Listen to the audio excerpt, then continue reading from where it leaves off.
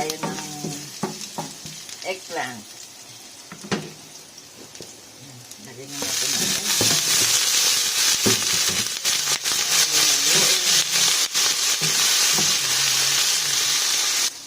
Lalagyan ko na ng patis na pampalasa.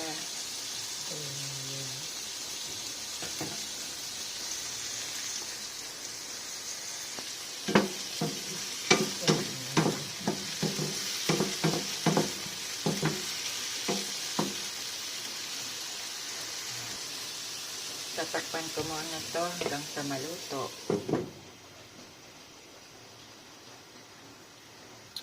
Yan, tignan na natin kung luto na ang ating talong na ginisa. Yan, luto na siya.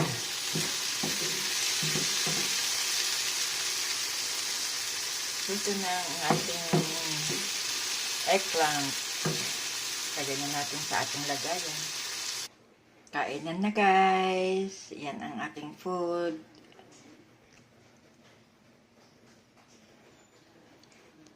Thank you for watching.